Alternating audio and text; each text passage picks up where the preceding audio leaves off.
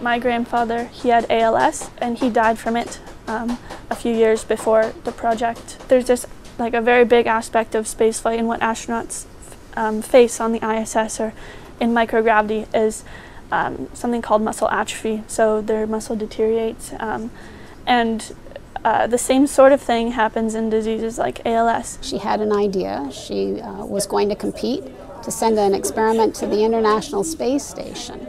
I had no idea that 4 years later she'd actually send her project into outer space and that we'd be sitting here. We wanted to use C. elegans, so that's the scientific name of this worm, and it's a good model organism for studying mussels. It was definitely a process that took a lot of persistence and trying different things and just not giving up, and eventually it was very rewarding to find that we finally were able to come up with the optimal conditions for the worms, for the experiment to succeed. I've been passionate about space for a really long time.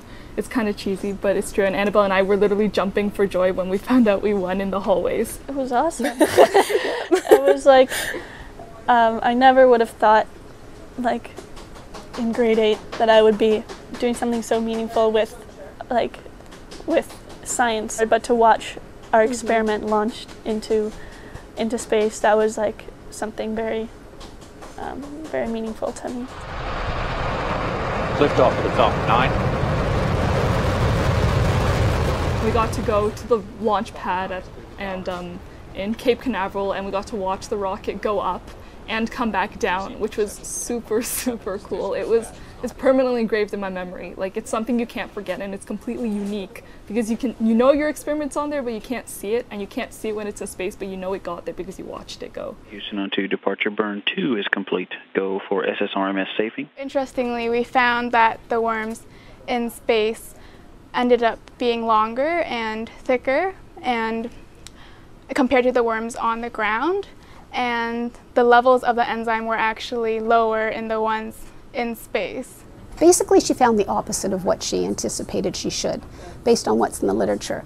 But there isn't that much in the literature.